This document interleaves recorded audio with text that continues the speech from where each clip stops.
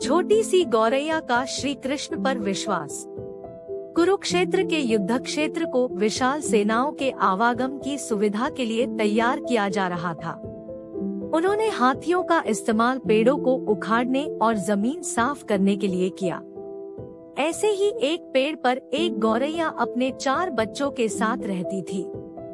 जब उस पेड़ को उखाड़ा जा रहा था तो उसका घोंसला जमीन पर गिर गया, लेकिन चमत्कारी रूप से उसकी संतानें अनहोनी से बच गई। लेकिन वो अभी बहुत छोटे होने के कारण उड़ने में असमर्थ थे। कमजोर और भयभीत गौरैया मदद के लिए इधर उधर देखती रही। तभी उसने कृष्ण को अर्जुन के साथ वहां आते देखा। वे युद्ध के मैदान की जांच करने और युद्ध की शुरुआत से पहले जीतने की रणनीति तैयार करने के लिए वहां गए थे। उसने कृष्ण के रथ तक पहुंचने के लिए अपने छोटे पंख फड़फड़ाए और किसी प्रकार श्री कृष्ण के पास पहुंची। हे कृष्ण, कृपया मेरे बच्चों को बचाएं, क्योंकि लड़ाई शुरू होने पर कल उन्हें कुचल दिया जाएगा। सर्वव्यापी भगवान बोले, मैं तुम्हारी बात सुन रहा हूँ, लेकिन मैं प्रकृति के कानून में हस्तक्षेप नहीं कर सकता। गौरैया ने कहा, हे भगवान, मैं जानती हूँ कि आप मेरे उद्धारकर्ता हैं। मैं अपने बच्चों के भाग्य को आपके हाथों में सौंपती हूँ। अब यह आपके ऊपर है कि आप उन्हें मारते हैं या उन्हें बचाते हैं। काल चक्र पर किसी का बस नहीं है। श्री कृष्ण ने एक साधारण व्यक्ति की तरह उससे बात की, जिसका आशय था कि वहाँ ऐसा कुछ भी नहीं था जिसके बारे में वो कुछ भी कर सकते थे। गौरैया ने विश्वास और श्रद्धा के साथ कहा, प्रभु, आप कैसे और क्या करते हैं वो मैं नहीं जान सकती। आप स्वयं काल के नियंता है, यह मुझे पता है। मैं सारी स्थिति एवं परिस्थिति एवं स्वयं को परिवार सहित आपको समर्पण करती हूँ। भगवान बोले, अपने घोंसले में 3 सप्ताह के लिए भोजन का संग्रह करो। गौरैया और श्री कृष्ण के संवाद से अनभिज्ञ अर्जुन गौरैया को दूर भगाने की कोशिश करते हैं।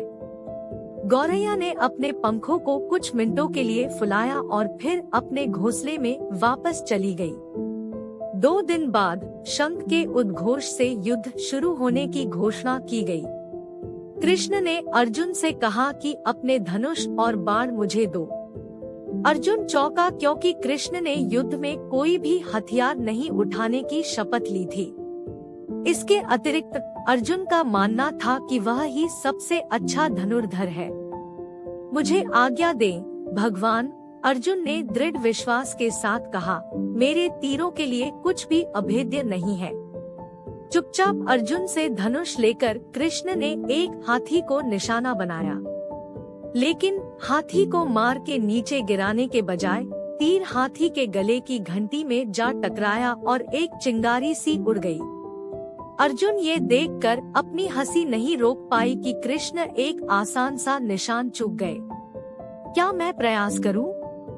उसने स्वयं को प्रस्तुत किया। उसकी प्रतिक्रिया को नजरअंदाज करते हुए कृष्ण ने उन्हें धनुष वापस दिया और कहा कि कोई और कार्रवाई आवश्यक नहीं है।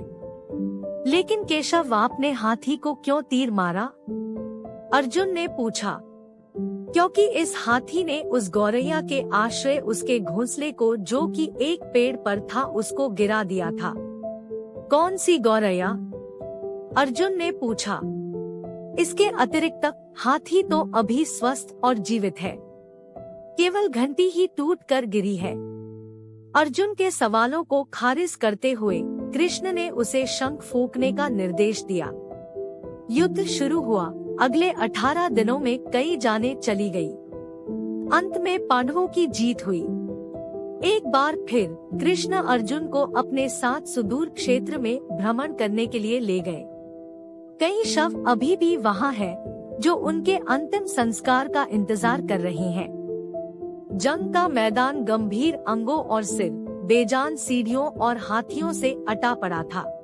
कृष्ण एक निश्चित स्थान पर रुके और एक घंटी, जो कि हाथी पर बांधी जाती थी, उसे देखकर विचार करने लगे।